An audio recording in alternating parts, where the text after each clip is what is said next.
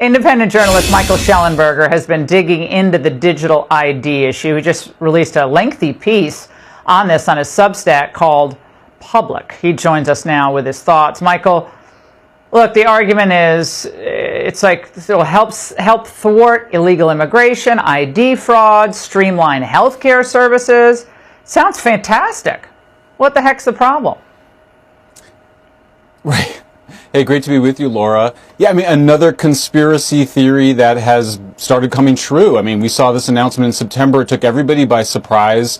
The World Economic Forum had been pushing digital IDs, the United Nations, the European Union, Britain. Of course, the really terrifying example is China, which uses digital IDs and a social credit score to control speech and to control what people think and say online. I mean, it could come in a lot of different ways. They'll start voluntary, then they'll make it mandatory. They'll have rewards, and then they'll have punishments.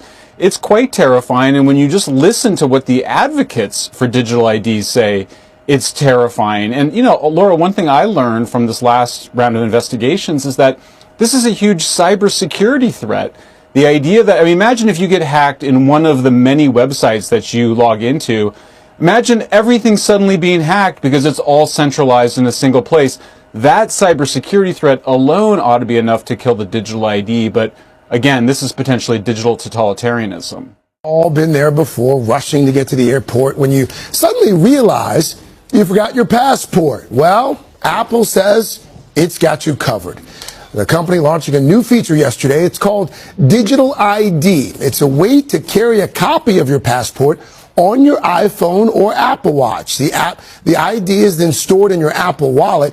Now, right now, digital ID can be used at TSA checkpoints at more than 250 U.S. airports, with more coming later. However, very important to note here, it does not replace a physical passport and cannot be used for international travel or border crossings. Next time you need to present your passport at the airport, you can just pull out your iPhone. Apple is rolling out its new Digital ID feature. It allows users to add their passport information to their Apple Wallet. TSA checkpoints at more than 250 airports nationwide will accept it as a form of ID for domestic travel. It will also be accessible on Apple Watch devices. The digital ID will not be accepted for international travel. Well, iPhone users, you have a new way to show your ID at all US, or most US airports, that is. A digital ID in Apple Wallet is now being tested at TSA checkpoints at more than 250 airports in the US. Now, Apple says you can create the ID using your valid US passport. It works even if you don't have a real ID compliant driver's license or state ID. Digital ID does not replace a physical passport, however, and it cannot be used for international travel and border crossings. We'll be right back. Certainly. So this is something that Apple fans have been asking for quite some time, and that is to have true digital ID stored on the Apple iPhone within the wallet, also having it work, on the Apple Watch. And Apple's finally doing it. Now, it's something that Google has done as well in the Google Wallet. So Samsung users, Android users have been able to have some of this functionality for quite some time. Apple had been lagging in this, but they have finally added it, and it is working with a handful of states. I'm sorry to say Illinois is not one of them. Neither is Florida, from where I'm speaking to you from. But one of the things you can do with it, which is good for everyone, is your U.S. passport.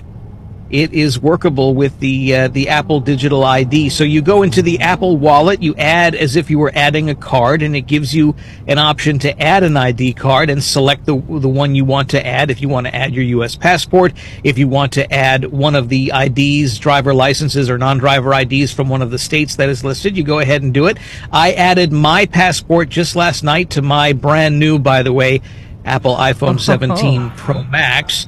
And it worked pretty well. What you do is you end up taking a picture of the picture card of the ID, the front page of the in this case, the passport. It'll ask you for some extra photos of yourself so it can verify that it is in fact you. And then, after a few moments, it does that, and now your ID is stored in your Apple Wallet. So if I were to go take a flight up to see you in Chicago, and I were going through TSA, I wouldn't have to get out my license or my passport. I could just tap my phone at TSA, and that would verify my identity. Now, it only works domestically. You can't use it for flying internationally yet, and you can't use it in any kind of land crossing for international borders. So if you're driving up to Canada or you're driving down to Mexico, you can't use it at the border. But for flying domestically, this is an option for you. So Apple says that this is going to be encrypted, meaning that they wouldn't be able to see when you displayed your ID or the data that you presented. But obviously there is the question of who could crack that code and see things that you wouldn't want them to see. Well, that is always a risk, and you have to think about what is associated with the type of ID that you're storing in the phone, right? If it's your driver license, or it's your passport, that's usually not tied too much to things like financial information or anything else. It may have your address, of course. I mean, that's always a thing. And there will always be a risk with technology that sometimes it can be breached, it can be ruptured. But Apple is known for its pretty robust security and its way of randomizing and anonymizing things in those data transfers. So there's a high degree of security. There's a high degree of belief in that security. And so there's a lot of confidence that you can do this safely. Of course, if you don't want to, you don't have to. No one's pushing you into digital ID. If you want to continue to bring out your actual ID card, that's fine. In fact, you can't get rid of your actual ID. The digital ID does not replace the license or the passport. You still have to have that with you, but you can leave it in your pocket. You can leave it in your pocketbook or your purse. You don't have to go grab it, especially in that security line. Chances are your phone is in your hand anyway, right? So that just makes things a bit more easy for you going through the TSA line. Yeah, and very clearly, I mean, you said you have the 17. I think I'm working with like 11 or 13 here. But clearly, you embrace new technology very quickly as a tech reporter. I mean, that makes a lot of sense. Obviously, it seems like you would have more of a generational shift too, like for our senior citizens or folks who it takes them a while to get on board. So it's good to hear that maybe this wouldn't be like an overall game changer, just something that if people who are techies would like to add to their repertoire, they can. Certainly they can, and you don't really have to be a techie. I mean, if you are someone that uses your Apple Wallet to make payments at the store when you're buying your groceries or whatnot, you're using the same app in that case. So it's not anything different, really. If you have your debit card stored on there, you have a credit card stored on there, you use something along the lines of like Apple Cash, for instance, to make payments, it's already there. So you have some experience with this app or these types of apps anyway. Again, if you're a Samsung and an Android user, you already have this kind of familiarity as well by using that to make your payments at the store. So this is just something else that you can use that app for. In this case, it's your ID as opposed to your payment card. And for, I think, a lot of people, there's going to be some very quick and easy adaptation to this. Like I said, Apple fans have been clamoring for this for quite some time. So I suspect a lot of people will take advantage of this rather quickly. Mm-hmm. And you mentioned the Android, so it would be the same for Android users.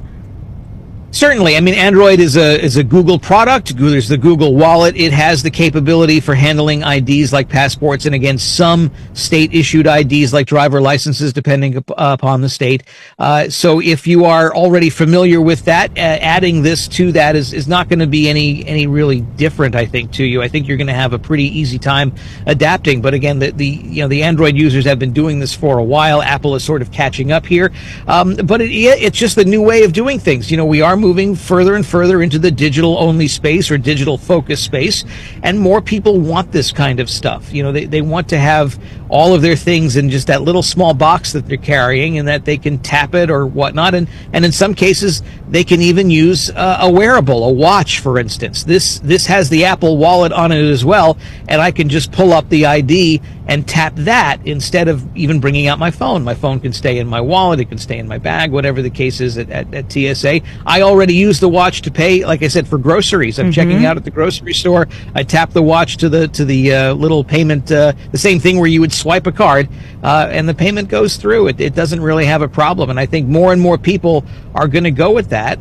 Yes, there's a slower adaptation of technology, I think, for older people, because they're set in their ways, and they may find some of this new stuff a little daunting.